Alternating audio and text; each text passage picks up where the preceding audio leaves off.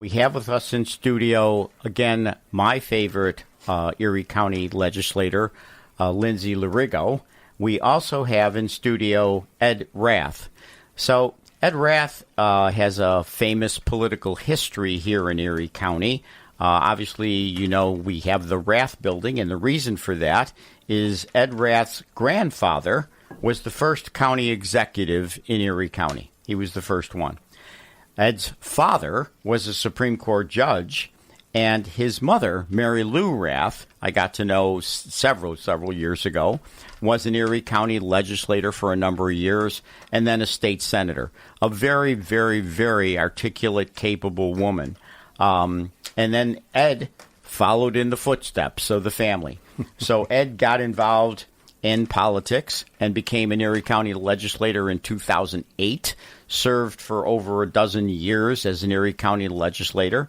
And then when Mike Ranzenhofer left the Senate, he won a Senate seat. So Ed's had a political family, as he said, somebody that he's got to try to measure up to. But there was a redistricting. He lost that Senate seat. But he's here today and is running for his old legislative seat. And we certainly need him in the legislature. He has a broad history in terms of what New York needs and especially what Erie County residents need. So welcome here, Ed. Well, good morning, Ralph. I'm happy to be here and look forward to our conversation. And I appreciate your reference about my grandfather, my mother, and my father. And the challenge for me has always been they were very good at their jobs, and I'm giving it my best shot, that's for sure.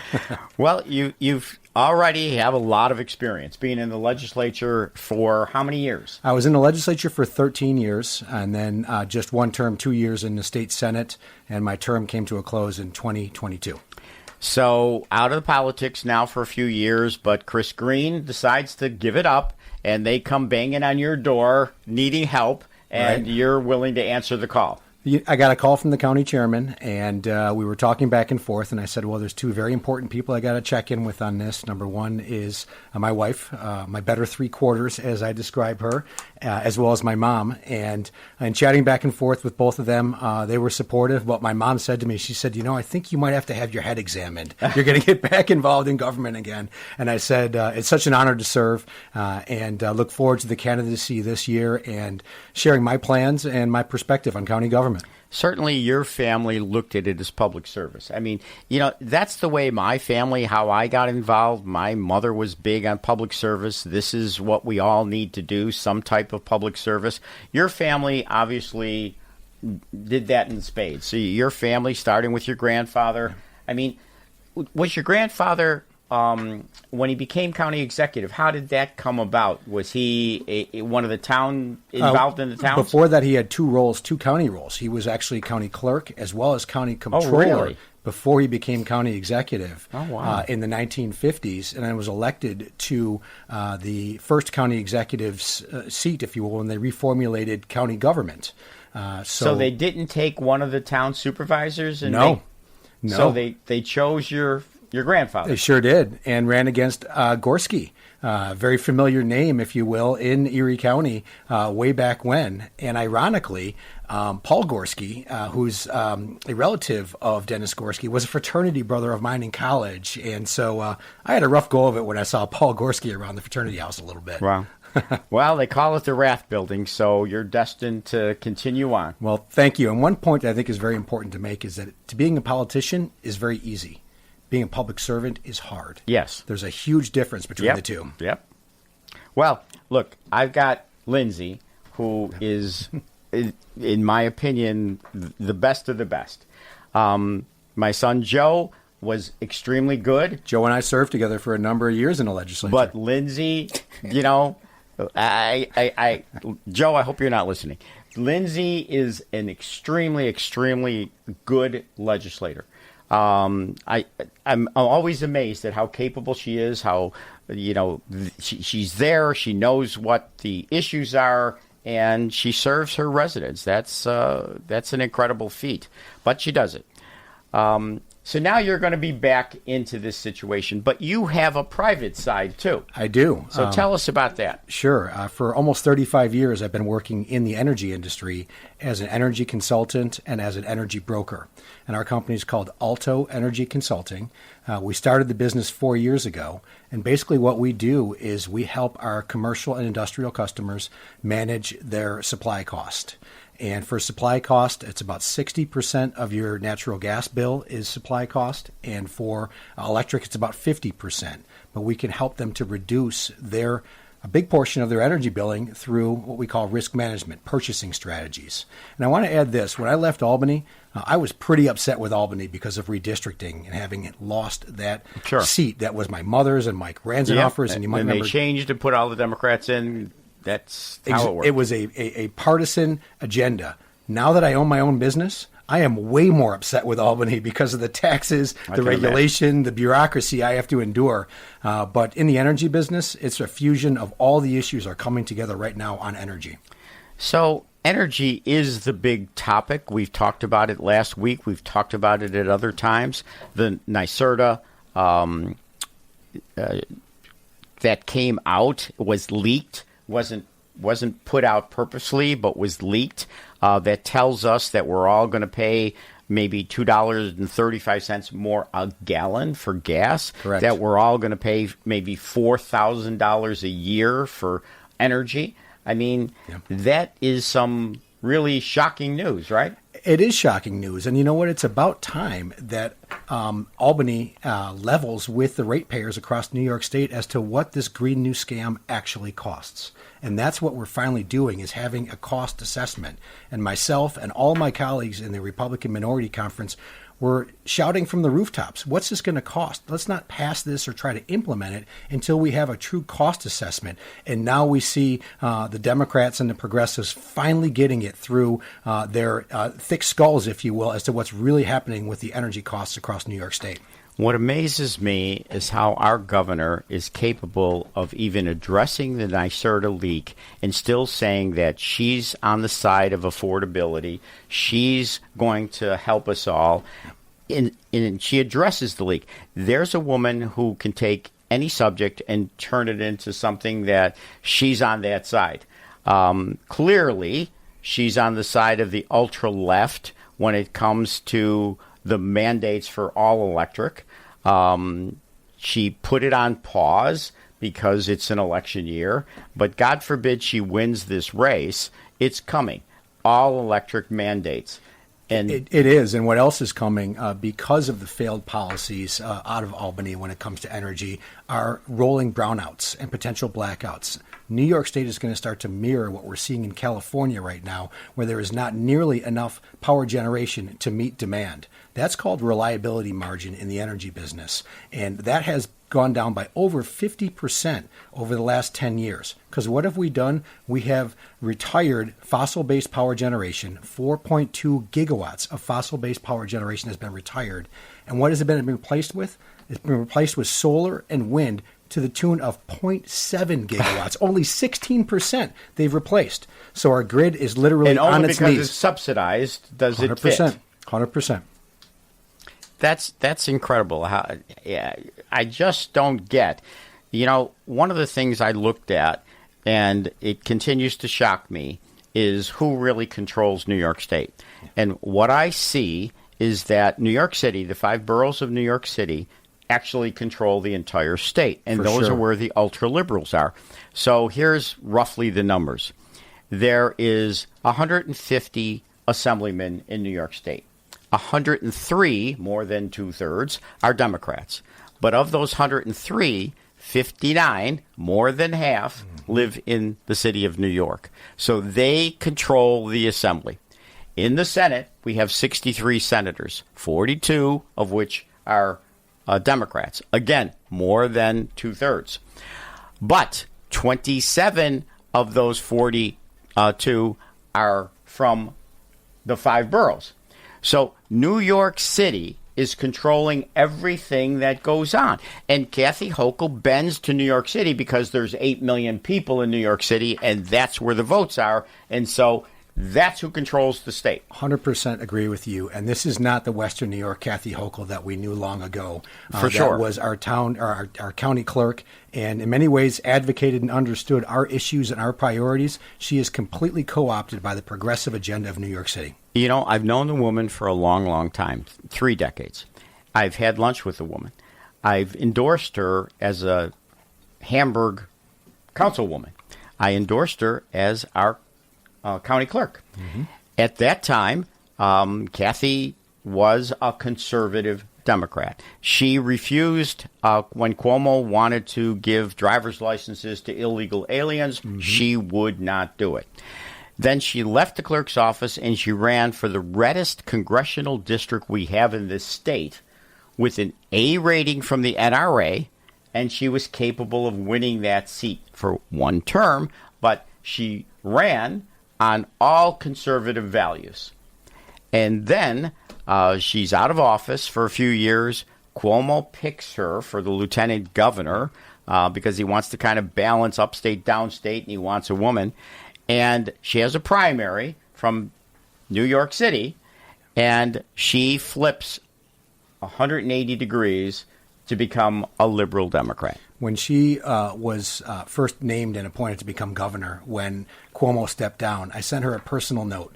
And of course, I congratulated her and said it's wonderful that we have a Western New York governor, someone who understands our priorities. I also added to the note, if you ever forget your priorities of Western New York, I'll be sure to remind you.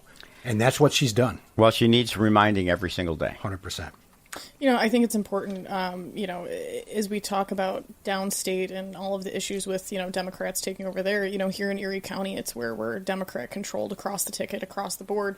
And it's why it's so important that we, have Ed Rath running for this seat at the county legislature. We have a very slim minority that we can't afford to lose further and give the Democrats the supermajority. We always want to pick up seats and hopefully take back the majority, but, you're going to be representing a portion of Amherst, which is not the Amherst that it used to be. Amherst has changed so much over the last 15 years. It really has. It's, it's important, especially now this is the first time that we're, the Kathy Hochul from Western New York, I think, has clearly forgotten her Western New York values. But when she went and changed how the elections were rolling, we're now running at the same time as the state and congressional candidates. It makes it a lot harder to get your message out, and it's why it's so important that we do.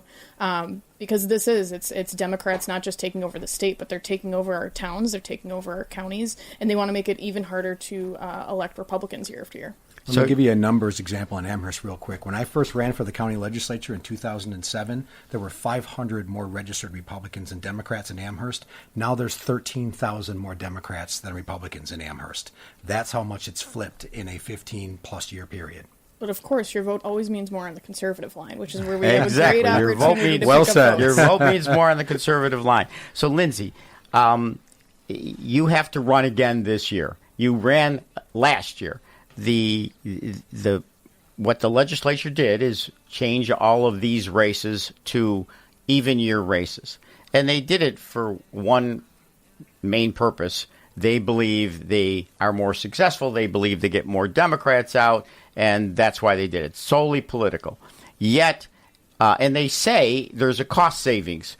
But there is no cost savings, right? No, there's no cost savings because you're still running elections in these other years. It's not like we're eliminating the number of elections that happen. You have, the Democratic chair, Jeremy Zellner, who was in a special election in February. It's expensive. And I can tell you, it's a necessary evil, I would say. But, looking at the county budget year after year, the Board of Elections, we need to staff it. We need to have technology. It's a very expensive cost, but moving this to even years does not eliminate any cost that exists already. And costs continue to go up. We have to pay more as Kathy Hochul is, ruining the state. Its minimum wage goes up. Everything is going up in terms of costs, and it affects everybody down the ticket. So Kathy Hochul's budget is now, the budget she proposed is $260 billion with a B, dollars, a 40% increase from when she started. We're here in studio again with legislator Lindsay LORIGO and past and future legislator Ed Rath. But I want to let everyone know that you can listen to this show. Certainly you can listen at 1270 a.m. on your radio. You can listen to this on the Buffalo Patriot mobile app.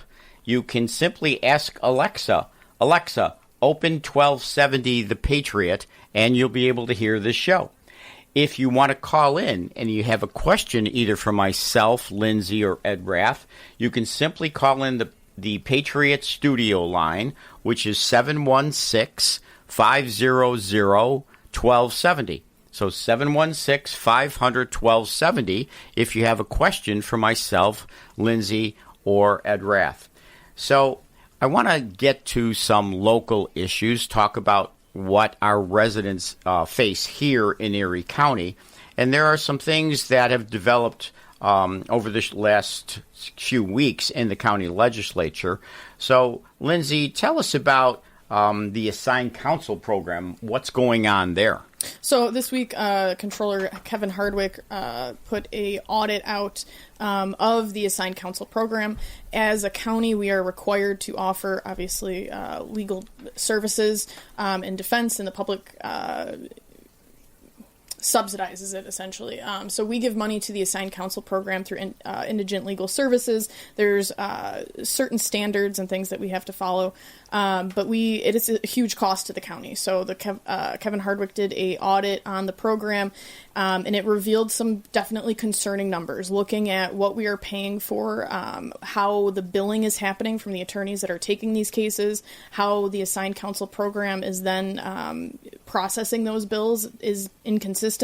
And we need to have more answers there. You know, it was in 2024, my caucus actually called on the director, Michelle Parker, to resign because she had the nerve to send out an email to all of the assigned counsel lawyers saying, hey, Jeremy Zellner, the Erie County Democratic chairman, is having a fundraiser coming up. You know what we need to do. Wow. So that just says how this is being run. She's not there any longer, but her deputy it's my understanding, is the interim taking her place for right now.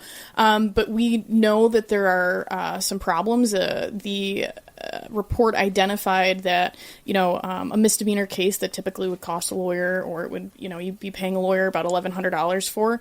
Somebody charged $14,000 to the program, and that's reimbursed and paid for with your county tax dollars. So what we need to make sure that we're doing is really just making sure that we're keeping that program accountable, so that people, one, are getting good legal services, because there were other concerns there that not only were the bills outrageously high, but that the attorneys were going in and taking the first plea, which you're an attorney. That's not what you do. You fight for your clients. You go in and get a better outcome.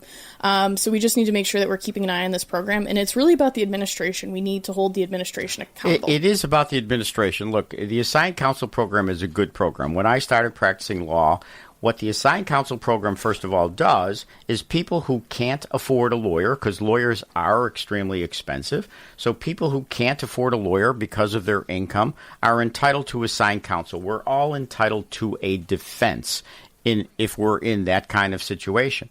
Now, when I started practicing law, the assigned counsel program was a minimum hourly rate, substantially below what lawyers charged. But the reason was lawyers would do it because they would learn. It was a great learning experience. So if you become a young lawyer, you start off and you don't have any practical experience, you could join the assigned counsel program, and they would put you in courts. So you'd typically be in a criminal court. You'd learn how these things worked. You're not being paid much an hour, but it's continued learning, and it benefits society because people get a defense, you're learning, and the county is paying a reasonable cost for that. So that was the purpose of it, but now it has ballooned. They've changed the rate to, I believe it's $158 an Correct. Hour, which is still below what lawyers charge, but the incredibleness of it is there are examples of lawyers billing over 3,300 hours a year, when in a big law firm, you're forced to bill maybe 12 to 1,500 hours a year. And so there are lawyers claiming that they have 3,300 hours in. There are lawyers making over $300,000, one making over $400,000, which is certainly not what average lawyers are making. So people are clearly taking advantage. And this is an example of waste, fraud, and abuse in Erie County. And this is, in my eyes, the tip of the iceberg with regards to other areas where there's waste, fraud, and abuse. And as Republicans and as conservatives, we need to be shining a light on this and creating awareness of this as much as possible on every issue. This is just today's issue. 3 times the normal hours that are being billed in this program versus traditional lawyers. That's wasteful, and that is fraud. And that's what, Lindsay, you are addressing in the legislature. And I will say, it's not to say that there aren't great lawyers in this program. I've actually heard the most from assigned counsel attorneys that are saying, reaching out to me saying, yeah, there's problems with the administration, we need to fix it. It's not to say that this is everybody, but we need to make sure that these bad actors or these, we're holding everybody accountable. These are tax-funded programs, and we need to make sure that we're keeping track of it. This is administration. The great majority of lawyers, I'm sure, treat the program the way it's intended. But for those that are abusing it, it's not being handled by the administration. And the county is funding it, and Polling Cars is not locking down. They're starting an investigation, which is a good thing, but this is one of those things. It's actually, I think it's a good opportunity. Myself and Majority Leader John Gilmore clocked in a letter after we were able to read the audit. He's an attorney. He knows it definitely brought up some red flags to him as well. And it's one of these things that sometimes there's certain issues that, politically divide us. This is an issue that you have Mark Poloncarz, you have Kevin Hardwick, you have the Majority Leader and a member of the Minority Caucus saying we need to look into this. I think this is just about government. And so much of this job at the county legislature, and I say it all the time, it's not necessarily super political. We're talking about roads. We're talking about, assigned counsel programs and management. We need to make sure that, no matter what it is, this is really just about good government. It's why we need more people, like Ed Rath there, so that we can carry these fights and make sure that we're really just doing the job, which is what it comes down to. And you're right, Ed. This is just the tip of the iceberg. The amount of money that the county is spending has ballooned over the past 12 years since Mark Poloncarz has taken over. We used to have under $1 billion budget. We now have over a $2 billion budget. I remember when I was there, we were $800 million was the budget for Erie County, and now it's $2.2 billion, $2.4 billion, in that range. It's totally unsustainable. It's grown substantially under Mark Poloncarz. And a lot of, a lot of people point to all the state mandates that we have to pay for, but it is a huge portion of our budget is state mandated programs that we have to offer. However, when we received American Rescue Plan money during COVID, Mark Poloncarz used it to grow the size of government. He did not use it for one-time projects that those, would have been life-changing. He spent it on operating expenses is what he did. He grew the size of government. He grew jobs. Added people. Absolutely shameful. There's where the abuse is. Yep. Just this past year, you bought, we didn't, but, Mark Poloncarz wanted to push to bail out his friends in Amherst and purchase the former Westwood Country Club and make it into a golf course for the county. That is a huge expense. We're now going to have staff there. Those are reoccurring costs that we pay for. When you talk to people, it's, do you feel like you're getting the benefit of a $2 billion budget?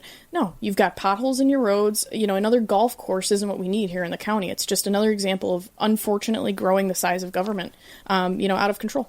This is what's wrong when you don't have checks and balances. And in New York State, we do not have checks and balances. We do not have it in the state legislature, in the Senate, or the Assembly, and we don't have it here in Erie County. We need more legislators on the Republican side. We need the ticket so that we do have checks and balances, something we substantially lack. That's what a two-party government system is supposed to be all about, is checks and balances and discourse and working on issues together. What an idea might be? Let's look at going back to the pre-COVID Erie County budget numbers, because right now we're spending money that we don't have based on recovery and rescue money. So let's reset the budget back to the pre-COVID numbers, because that was something that was sustainable. We're not seeing that today. Even then, I think it really does come down to, a difficult position. I think we have to take a serious look at how much government is growing. We have Mark Poloncarz just last year saying it's dead flowers and arsenic in the years ahead. You had Kevin Hardwick saying that, the budget's out of control and that we need to reel in spending. And then just a week or so ago, Mark Poloncarz is out saying that the Moody rating for the county is great and that our financial future is fantastic. And it's just not the case. You can't say both and have it be true. You can't continue to spend more and say that we have a problem on our hands. All that's true. We have a call now. Rich from Buffalo. Rich, how are you this morning? Hey, how are you, Ralph? Thanks for taking my call, and hello to all whom I've met and talked to on the phone as well. Listen, I'll give you a chance to catch your breath. Until Mark Poloncarz runs for re-election, I'm going to tune into many things. I was listening. I actually placed a call to Senator Gallivan. And this is a local issue as well as a state issue. I heard a report on, I think it was Capitol Press Room, that I think it was Senator Skoufis from downstate, who's been a big advocate of like election law reforms. There was an issue in Orange County, South Bloomingburg or something like that, a little village that was really skirting all laws, all political calendars, doing what it wanted to do. And there's this clamor now, as you all know, many villages run nonpartisan elections that are administered by their village clerk or something with a little assistance from the county board. But Senator Skoufis, I guess, is drawing up legislation that would mandate, well, and also I want to add, I was on a village board too and a town board, but we ran in March for the village, and there are villages that run in June and November. And this other village down there in Orange County ran it in October. So Skoufis wants to mandate that all villages come under the Board of Elections and that they run in November, mandated, no other date, to be there at the very end of the ticket with presidents and governors and so on, as you've already alluded to. And then I'm assuming they would do this in an even number year as well. So to take over even the tiniest, except for school districts, the very tiniest, lowest, closest form of government to the people, which are villages, and Rich, which were... Rich, I don't mean to cut you off, but I know that we're going to be hitting a break here soon, so I think we can talk about this. I thought Ralph was running the show. I'm helping him out. Go. But thank you for the call. Thank you for the call. I think we can talk about this issue. When we're talking about whether it be schools or state or Senate or a county level election, we need to make sure that, we can get the message out there. This is the problem with even a county legislator running the same year as state and congressional races. It's really difficult. You're now going to have, 5 pieces of mail in your box, whether it be from Congressman Langworthy or Senator Gallivan, like you said, and then one from me in District 10. It makes it really hard, I think, for voters to actually get educated on their potential candidates and learn about them and hear from them. It's extremely difficult to cut through all of what is about to happen. You're going to have a governor running. All statewide people are running. You're going to have the Assembly, the Senate running. They're all going to be on TV. You're going to have Congress running, all going to be on TV. And the real concern with that is the local issues are drowned out by the federal and the state issues. The local people have to compete with that if you have even year elections. And the local issues are the ones that many times affect the residents and the taxpayers the most. Exactly. And they are going to be drowned out by federal issues, federal policies, federal candidates, as well as state issues and state policies. And just to Rich's question, one point for perspective here, and I was a ranker on the Elections Committee when I was in the state Senate. And we had a political partisan agenda instantaneously on every issue in elections law because that's what they were trying to carry out was partisan politics, not what was right for the voters. So, Lindsay, tell us what your district comprised. It's roughly 85,000 people, but what towns, what villages, what do you have? So I have West Seneca, Aurora, Elma, Holland, Colden, Wales, Concord, Sardinia, the villages of Springville, and East Aurora. So wow. I always say, geographically, it's my district, and then Legislator Mills, who is going to be retiring at the end of this term, and is Scott Honer is running for his replacement. We geographically have the largest districts compared to some of the other districts at the county legislature. But if you live in any of those any of those towns or villages, you'll see my name on the ballot in November, and I'd always be honored to have your vote. But Ed, I think you can speak to the towns that you're looking to represent. Sure. My district is actually the northeast corner of Erie County.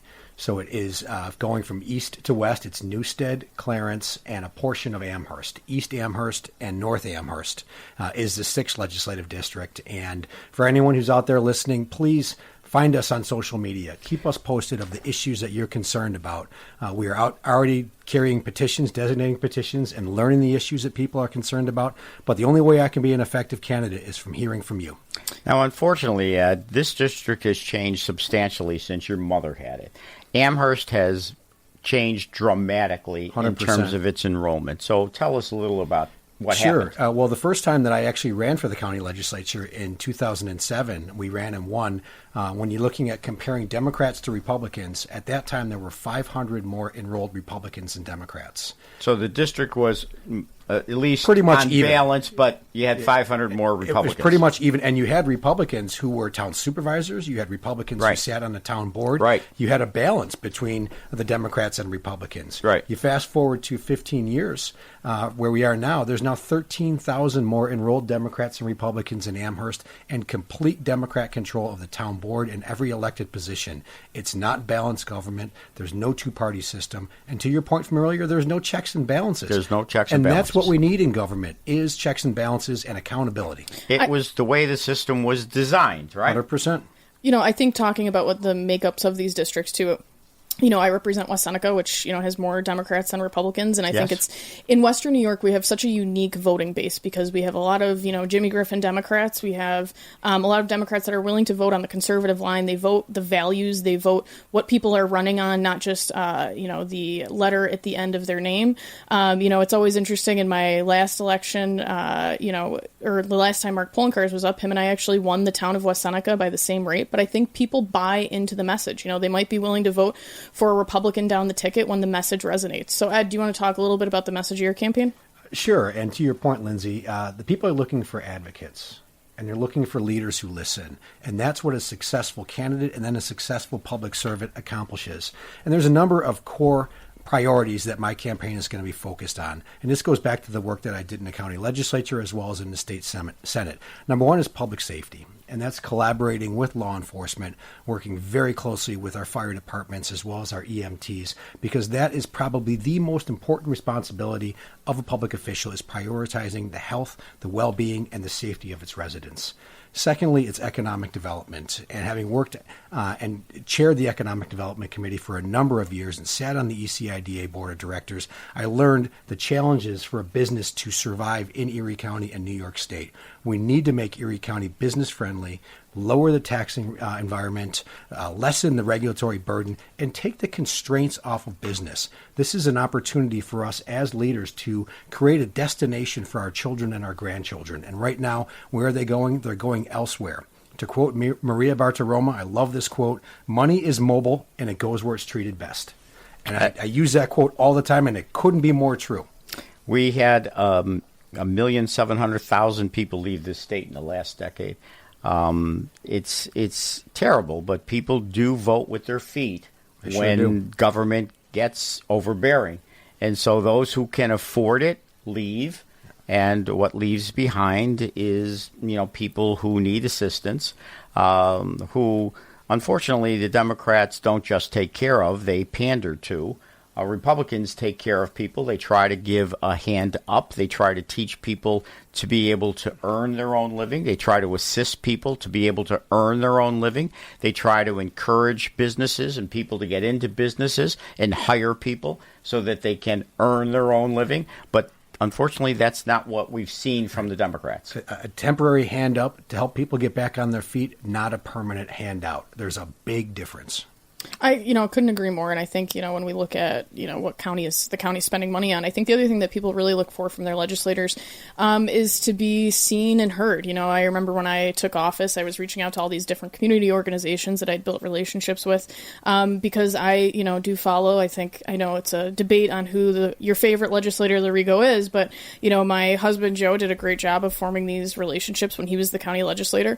And you're right, They really want people that listen. And when it comes to the county budget, it's also a great opportunity where we do have options to prioritize these dollars and where they're being spent. I want to make sure that, when I get the call that a Boys and Girls Club has a leak in their roof and they need help getting a grant or they need help funding these projects, that's where you can see your county tax dollars actually make a difference. Lindsay, to your point, you're right. 80%, over 80% of the county budget is unfunded mandates. So as legislators, we don't have the capacity to control much. But in that 20%, we need to be strategic and we need to be practical with the taxpayers' resources. What our taxpayers want, though, is they want their roads fixed. And that certainly hasn't happened. There's potholes everywhere. Now, again, it's the end of winter, and we pretty much expect it here in Buffalo. But we have potholes through the entire year. No doubt. And roads don't seem to be a priority to this county executive. They want, simple government. They want to be able to go to work every day. They want to send their kids to a good school. And they don't want government interference. But because of the programs, because of the added people that Poloncarz put on when he had the COVID money, the reoccurring costs, now they're forced to pay higher property taxes. And that certainly is something people don't want, higher property taxes. When you look at infrastructure and you look at roads and the status and the condition of our roads, that is, I think, the best example of return on investment or lack of return on investment for the taxpayers. And it's a constant reminder day in, day out with regards to if your roads are in bad shape, that's because government isn't prioritizing it. And they should be spending your tax dollars on infrastructure because that affects so many different aspects of our community for sure. Buffalo and Erie County used to be considered a reasonable cost to live in Buffalo and Erie County. But compare the taxes on anybody's residence here with the taxes in North Carolina or Florida or any of these Republican states, and they're multiple times different. It's not just that they're 20% higher, they're 3 times higher. It's incredible. I hear people that leave here that were paying $10,000 in taxes, $7,000 in taxes, go to a place where their taxes are $1,500. It's their property taxes. It's incredibly different. And don't forget, Florida has no state income tax. We have a state income tax that takes a big chunk of money out of your It's earnings. death by 1,000 cuts with the taxes in New York State right now. It's incredible. Talking about, it being an election year, and I think it's important that people remember, what happens at the county legislature matters. When we talk about, what is hitting your wallet, I think people like to talk national politics and state politics, but the reality is what's happening at the county legislature is hitting, it's hitting the amount of money that you have to spend on your taxes. Last year, Mark Poloncarz is out there saying he's lowering the tax rate because he thinks that voters don't understand. The rate doesn't matter. When we're collecting more taxes than ever, the levy is the greatest that it has ever been. When I got my property tax bill, you saw that the Erie County portion went up. So this is also where people want transparency and honesty from their elected officials, and I think it's really important that we give them options who are going to be honest with them. And it's an important issue that I think turns people out to vote. Honesty is clearly lacking. You can see it when Kathy Hochul talks about NYSERDA. Honesty is clearly lacking. It's a phrase. It's a catchphrase. It's they use the word affordability over and over and over again. Who thinks we're more affordable today than we were 5 years ago? We need government that levels with the people. And we don't have that right now from Erie County government, from the leadership that's running Erie County government. We certainly don't see it in New York State. And the taxpayers, they see right through the smoke and mirrors. Hopefully they with do. The polling cars. Yeah, it's, you have to really try to hold people accountable. But I think, at the end of the day, we just need to elect more people that are there to serve, that aren't there, for other reasons, that are just there to go and do the job. Hopefully we can continue to get more Republicans at the county legislature. So I'm still a believer that Erie County is basically a conservative area. I'm still a believer that It doesn't matter what letter you have in front of your name, whether it's a D or an R, you still have conservative values.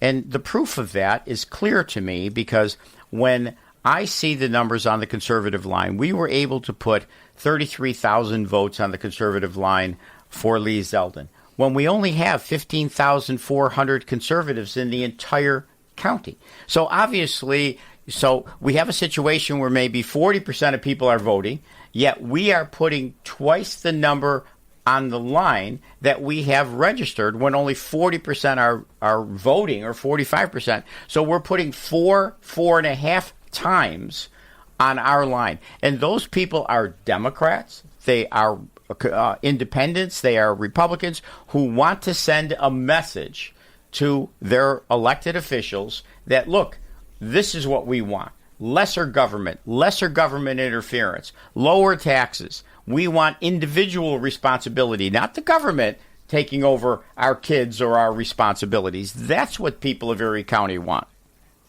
And that's what you guys are going to deliver. 100% agree, Ralph. Yeah, I've talked about it. I talked about it when I was here last week with Assemblyman Bologna. Democrats always sound like Republicans at election time, but it's their actions that we have to vote on. Buzzwords like affordability and, those campaign buzzwords people are sick of. They want people that look like them, talk like them, or people that, share their values. And I always say here in Western New York, it doesn't matter. Like you said, we have hardworking people that share Western New York values that want their kids to be here. They want their grandkids here.